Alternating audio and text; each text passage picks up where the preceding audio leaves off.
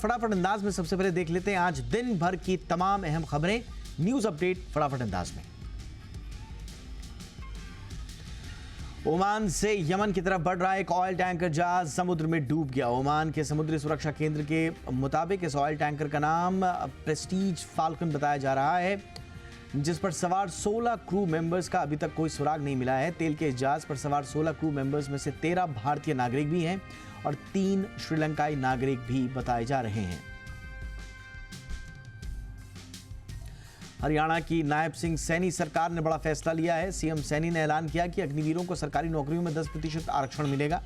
Group C में 5% आरक्षण दिया जाएगा, वहीं बिना ब्याज के 5 लाख तक का कर्ज भी मिलेगा। सीएम नायब सैनी ने बताया कि हरियाणा की ग्रुप सी और ग्रुप डी नौकरियों में अग्निवीरों को उम्र की सीमा 3 साल तक की छूट दी जाएगी। अग्निवीरों के पहले बैच को अधिकतम उम्र सीमा में 5 साल तक की छूट दी जाएगी।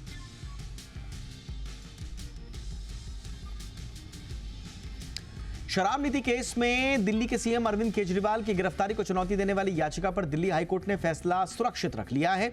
आज करीब 2.5 घंटे तक चली बहस के बाद कोर्ट ने कहा कि जमानत याचिका पर सुनवाई 29 जुलाई को होगी। सीबीआई द्वारा केजरीवाल को अरेस्ट करने के खिलाफ जस्टिस नीना बंसल कृष्णा की कोर्ट में हुई सुनवाई के दौरान केजरीवाल के वकील अभिषेक मनु सिंघवी ने कहा कि अरविंद केजरीवाल जनता के चुने हुए मुख्यमंत्री हैं, कोई आतंकवादी नहीं।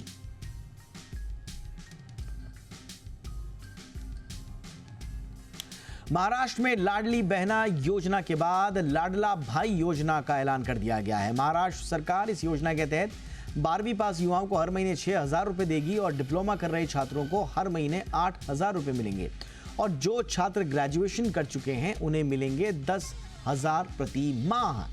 महाराष्ट्र में इसी साल आखिर में विधानसभा चुनाव होने हैं। सीएम एकनाथ शिंदे की इस घोषणा को चुनावी घोषणा से जोड़कर देखा जा रहा है।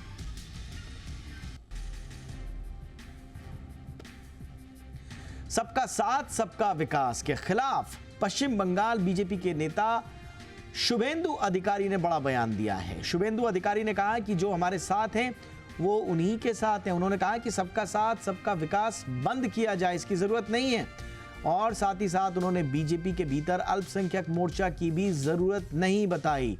उन्होंने कहा कि हम संविधान को बचाएंगे। वहीं इस बयान पर विवाद बढ़ने के बाद शुभेंदु अधिकारी ने सफाई भी दी है। अब शुभेंदु अधिकारी का कहना है कि उनके बयान को गलत संदर्भ में लिया गया। उनका कहना था कि वो पीएम मोदी के सबका साथ सबका विकास के आह्वान को साकार करते हैं और जो भी देश और बंगाल के लिए खड़े हैं हमें उनके साथ होना चाहिए। कर्नाटक बीजेपी के नेता मणिकांत राठौड़ को चावल चोरी मामले में गिरफ्तार किया गया है। यह मामला कर्नाटक सरकार की अन्य भाग्य योजना से जुड़ा हुआ है। इस योजना के तहत कर्नाटक सरकार गरीब परिवार को हर महीने 10 किलो अनाज मुफ्त देती है। पुलिस ने मणिकांत को पूछताछ के लिए समन जारी किया था, लेकिन बीजेपी नेता पूछताछ के लिए पुलिस के सामने पेश नहीं हुए। मणिकांत को 6,077 क्विंटल चावल चोरी के मामले में गिरफ्तार किया गया है। चोरी हुए चावल की कीमत 2 करोड़ रुपए से ज्यादा की थी। ये चावल यादगीर जिले के एक सरकारी गोदाम से गायब हुआ था।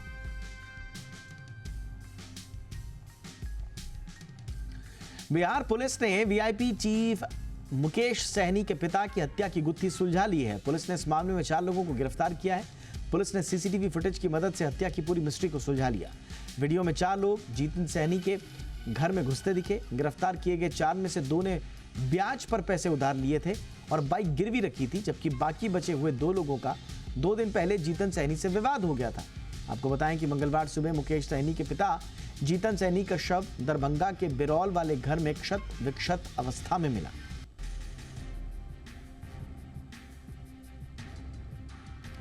ट्रेनी आईएएस अधिकारी पूजा खेड़कर की मुश्किलें और बढ़ गई हैं। पुणे में उनके घर बुलडोजर चलाया गया। पुणे म्युनिसिपल कॉर्पोरेशन ने विवादित ट्रेनी आईएएस अधिकारी पूजा खेड़कर के घर के बाहर का अतिक्रमण हटा दिया। पुणे के बाणेर इलाके में खेड़कर परिवार का बंगला है।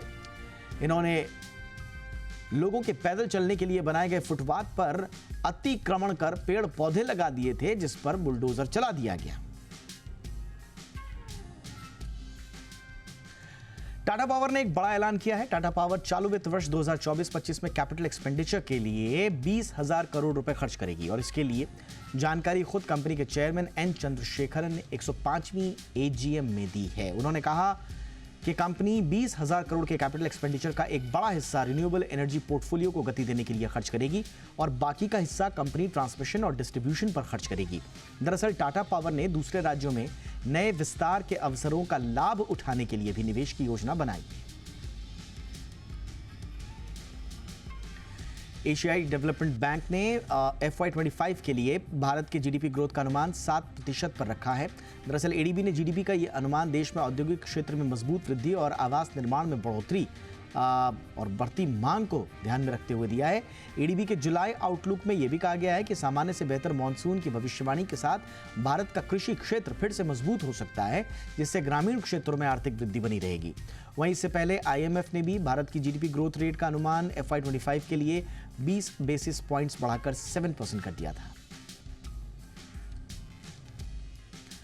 दिग्गज आईटी कंपनी एलटीआई माइंडट्री ने अपने Q1 के नतीजे पेश किए हैं।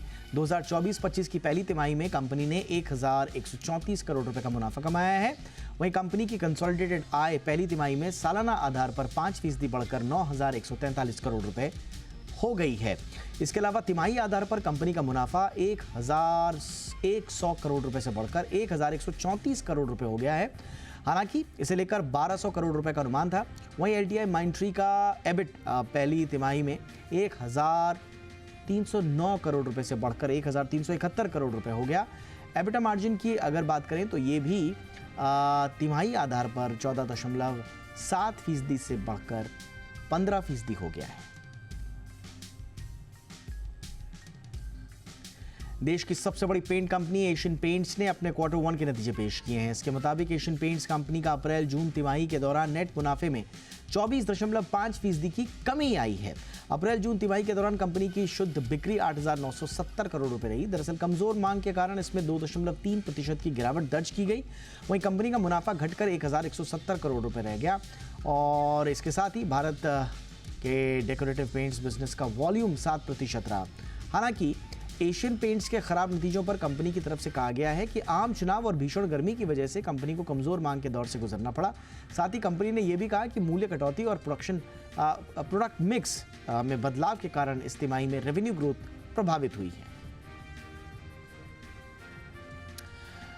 एडटेक कंपनी बायजूस ने अब दिवाला कार्रवाई के आदेश के खिलाफ याचिका दायर करने का फैसला किया है। बायजूस की तरफ से यह फैसला तब आया है जब कंपनी मामलों की सुनवाई करते हुए जो ट्रिब्यूनल है NCLT ने BCCI को बायजूस के खिलाफ दिवाला कार्रवाई शुरू करने की मंजूरी दे दी। हालांकि इस आदेश के बाद बायजूस ने अपने बयान में कहा कि वो BCCI के साथ सुलह करने की कोशिश कर रही है। वहीं दूसरी तरफ रॉयटर्स के मुताबिक बायजूस NCLAT में NCLT के आदेश के खिलाफ अपनी याचिका दायर करेगी। सूत्रों के मुताबिक कंपनी BCCI के साथ समझौते की बातचीत के बीच चल रही दिवालिया प्रक्रिया को रोकना चाहती है। ग्लोबल मार्केट में गोल्ड को लेकर जबरदस्त तेजी देखने को मिल रही है, जहां सोने की कीमतों ने पिछले 2 कारोबारी सत्र के दौरान लगातार रिकॉर्ड हाई बना। गोल्ड में तेजी अमेरिका में ब्याज दरों में कटौती की संभावना के फिर से जोर पकड़ने की वजह से आई है। दरअसल अमेरिकी फेडरल रिजर्व के चेयरमैन जेरोम पॉवेल ने अपने दिए गए बयान में इस बात की संभावना बेहद ज़्यादा जताई थी कि शायद फेड सितंबर की अपनी बैठक में ब्याज दरों में 25 बेसिस की कटौती जो है वो करे। वहीं दूसरी तरफ गोल्ड को लेकर ग्लोबल मार्केट में आई इस तेजी के बाद अब घरेलू बाजार में इसकी कीमत 75,000 के पार जा सकती है। देश की सबसे बड़ी बीमा कंपनी LIC के पॉलिसी धारक अब IDFC फर्स्ट बैंक से भी LIC की पॉलिसियां खरीद पाएंगे। दरअसल LIC ने बैंक एश्योरेंस में अपनी हिस्सेदारी बढ़ाने और 2047 तक सभी को जीवन बीमा कवरेज देने के लिए IDFC फर्स्ट बैंक के साथ डील साइन की है। यानी इस डील के पूरा होने के बाद IDFC फर्स्ट बैंक के 1 करोड़ से ज्यादा ग्राहक LIC की पॉलिसियों को सीधे बैंक के माध्यम से खरीद पाएंगे। अभी डिजिटल ऑन बोर्डिंग की प्रक्रिया शुरू हो चुकी है।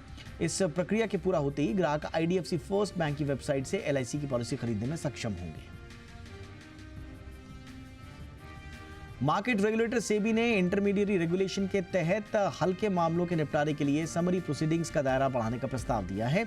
इसके तहत नए रेगुलेशन के दायरे में ज्यादा मामले बिना लंबी कार्रवाई के निपटाए जा सकते हैं। इसके अलावा ब्रोकर्स के साथ साथ दूसरे इंटरमीडिएरीज के नियम उल्लंघन के मामले में आसानी से निपटाने का भी प्रस्ताव दिया गया है। आपको बताएं कि इसके तहत अब तक सिर्फ ब्रोकर्स के मामले ही इस प्रोसीडिंग के जरिए निपटाए जाते थे, लेकिन इस प्रस्ताव के अमल में आने पर इसके तहत depositories participant, research analyst, investment adviser सहित सभी इंटरमीडिएरी के मामले निपटाए जा सकेंगे। ज्यादा जोखिम लेने वालों के लिए सेबी ने एक नए एसेट क्लास का प्रस्ताव दिया है। नया एसेट क्लास म्यूचुअल फंड और पोर्टफोलियो मैनेजमेंट सर्विस के बीच होगा। नए एसेट क्लास में निवेश की सीमा कम से कम 10 लाख रुपए रखने का प्रस्ताव है और नए एसेट क्लास की ब्रांडिंग म्यूचुअल फंड से अलग करनी होगी। फंड हाउस के लिए कम से कम 3 साल का अनुभव जरूरी होगा और उसका AUM यानी कि एसेट अंडर मैनेजमेंट कम से कम 10,000 करोड़ रुपए का होना जरूरी है। इसका मकसद बहुत सी अनरजिस्टर्ड चलने वाली स्कीम से लोगों को बचाना है।